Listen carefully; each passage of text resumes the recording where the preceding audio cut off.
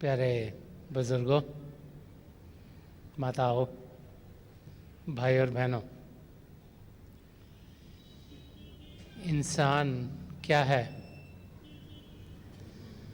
उसका इस दुनिया में आना किस कारण से है, क्या उसमें कुछ शक्ति है कुछ करने की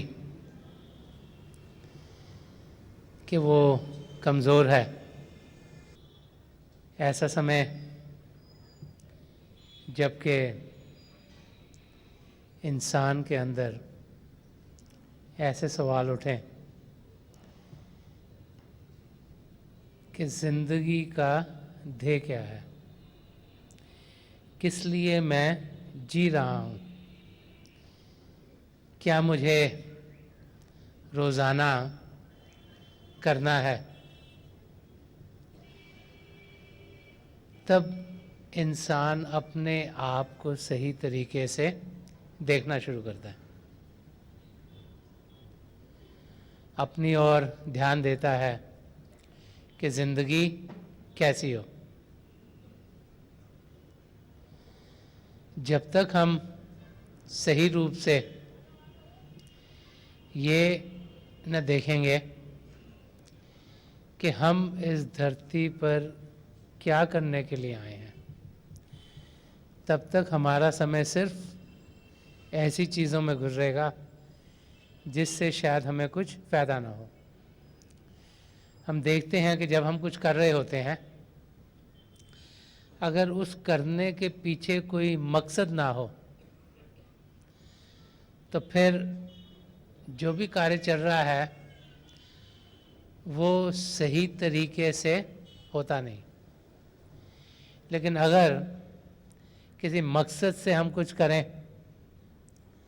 अगर हम पहले सोचें कि हमने क्या पाना है और फिर उस तरीके से हम अपने कार्य करें, तो जो कुछ हम करना चाहते हैं वो हो पाता है। आप फैक्ट्री का एग्जांपल लो। अगर एक फैक्ट्री चल रही है और फैक्ट्री में ये मालूम नहीं कि एंड प्रोडक्ट क्या बनना है, कि उसमें क्या बनेगा, तो वहाँ पे काम होता जा सकता है, चीज़ें चल सकती हैं, मशीनें चल सकती हैं, लेकिन हम ये नहीं कर पाएंगे जो हमें करना चाहिए। लेकिन अगर उस फैक्ट्री में ये पता हो कि हमने बनाना क्या है, चाहे वो मोटर पार्ट हो, चाहे कोई इंजेक्शन मोल्डिंग की चीज़ हो, चाहे कोई और चीज़ हम बनाना चाह रहे हैं, तो फिर हम सारे वो चीज़ें करेंगे जो उस चीज़ को बनाने के लिए एक एक करके हमें करनी है। ऐसे ही अगर ज़िंदगी का मकसद हमें मालूम होगा तो फिर हम क्या हमें करना है उसको कर पाएंगे। लेकिन अगर ज़िंदगी ऐसे ही गुजारते रहे कि सुबह उठे तो पता है जी कि टीथ ब्रश करनी है, नहाना है, धोना है, ब्रेकफास्ट करना है और किसी न किसी कार्य में लग जाना है, और कोई ये मकसद नहीं कि ज़िंदगी कैसे गुजर रही है, तो सारा दिन काम करके थक टूट के जब घर में आएंगे तो फिर हम अपना जो कीमती समय है उसे उन चीज़ों में गुजार देंगे जिसका हमें कोई ज़्यादा फ़ायदा नहीं होगा। तो महापुरुष समझाते हैं कि हम अपनी जांच पड़ताल करें, हम देखें कि हम अपनी ज़िंदगी कैसे जी रहे हैं, हमें जाने कि हर एक क्षण बड़ा ही कीमती है और हमने सही तरीके से उसका इस्तेमाल करना है। संत कृपाल सिंह जी महाराज ने हम सबको आत्मनिरीक्षण की डायरी दी, जिसके ज़रिए हम ये ध्यान रख पाएँ कि हम कैसे रोज़ाना अपनी ज़िंदगी जी रहे हैं। जब ध्यान उस ओर जाता है कि सारे दिन में हमने क्या किया, कौन सी चीज़ें हैं जो ठीक नहीं थी, तो फिर हम उन्हें ठीक करने की पूरी कोशिश करेंगे। और जैसे जैसे हमारी ज़िंदगी में चीज़ें ठीक होती चली जाएंगी, हम देखेंगे कि सद्गुण हम में बढ़ने शुरू हो जाएंगे। और जैसे जैसे हम अपनी जांच पड़ताल करेंगे, वो चीज़ें जो हमें ख़राब करती हैं, जैसे कि दिल में नफ़रत, जैसे कि डर, जैसे कि सच्चाई से दूर रहना, जैसे कि ईगो से जीना, हुमे से जीना, जैसे कि हर एक से अलग अलग अलग रहना, वो सब आस्ते आस्ते से हमारी ज़िंदगी से निकल जाएंगी। जब हम अपनी ओर ध्यान देते हैं तो हमें ये यकीन हो जाता है कि इस शरीर के आगे भी कुछ और है। जब तक वो कुछ और क्या है उसका अनुभव ना हो, तब तक सही मायने से हम कौन हैं हमें समझ में नहीं आता। बहुत से बार तो हम यही सोचते हैं कि हम शरीर हैं और हमें वो सब कुछ करना है जो शरीर के लिए हो। बहुत कम लोग हैं जो अपने आप को शरीर के सिवाय कुछ और समझते हैं। महापुरुष बार बार समझाते हैं कि शरीर एक किराए की कार के माफक है, मशीन के माफक है, जिसे चंद क्षणों के लिए हमारी आत्मा ने ले लिया, उसको हमें छोड़ना है। लेकिन जितनी देर ये शरीर मिला है, इस समय का हमें फ़ायदा उठाना है। महापुरुष बार बार समझाते हैं कि ये शरीर का मिलना एक बहुत ही बड़ी गिफ्ट है, प्रभु की बहुत बड़ी देन है कि मानव चोला हमें मिला है, क्योंकि इसी चोले में वो सब पदार्थ मौजूद हैं जो हमें चाहिए अपने आप को जानने के लिए और प्रभु को पाने के लिए। अगर पदार्थ हमें मिले हैं और उनका हम फ़ायदा ना उठाएं तो हमसे बड़ा बेवकूफ़ और कौन होगा। अगर हमें कुछ कार्य करने के लिए कोई कैपिटल दिया जाए और उसका हम इस्तेमाल ना करें तो फिर हम कुछ पा नहीं सकते। प्रभु ने हमें सांसें दी हैं, बहुत सारी दी हैं, करोड़ों में दी हैं। अगर उन सांसों को हमने गंवा दिया तो ये ज़िंदगी क्या है, और ये मौका जो हमें मिला है इस ज़िंदगी को जानने का, वो हमारे हाथ से निकल जाएगा। अगर ज़िंदगी हमने डरते डरते गंवा दी, अगर ज़िंदगी हम ऐसे जिए जिसमें कि उसमें कुछ प्रेम नहीं, ज़िंदगी ऐसे जिए जिसमें दिल के अंदर हर समय किसी और के लिए नफ़रत, ज़िंदगी अगर ऐसे जिए जबकि हम एकता को पा न सकें, प्रभु से एक में एक हो न सकें, द्वैत की ज़िंदगी जीते रहे,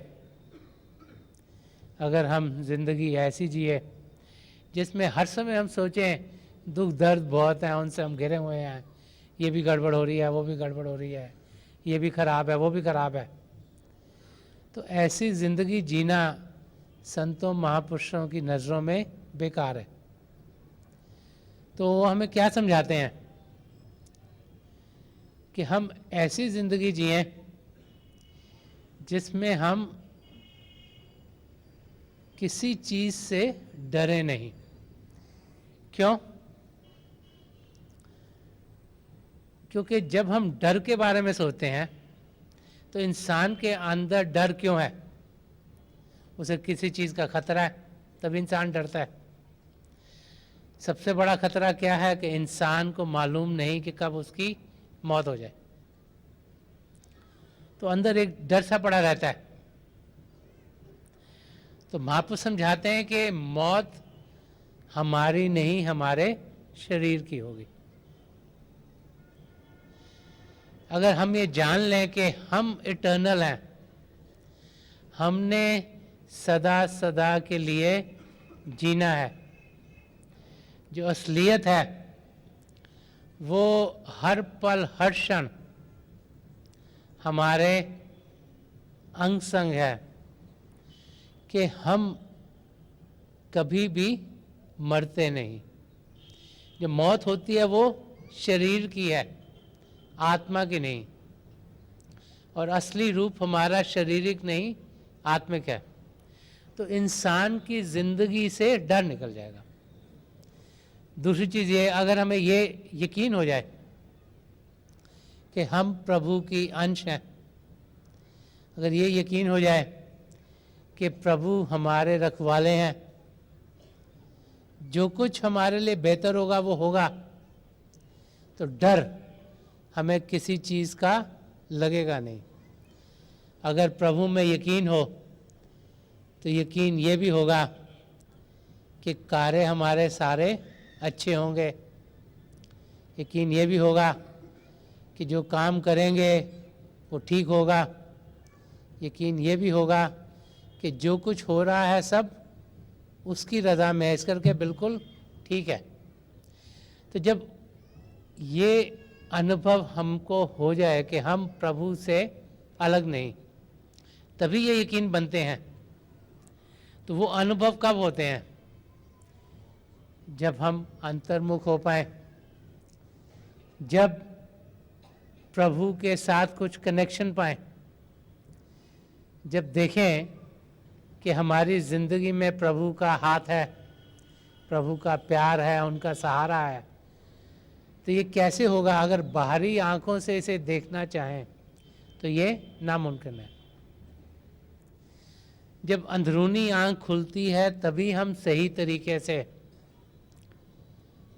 प्रभु के रूप को पा सकते हैं, तभी उनसे मिलन होता है, तभी हम अपने अंदर उनकी ज्योति के दर्शन करते हैं, उनकी ध्वनि को सुनते हैं, जो प्रभु के दो जाति रूप हैं। उसे ही शब्द कहा गया, उसे ही नाम कहा गया, उसे ही कलमा कहा गया, उसे होली वर्ड कहा गया।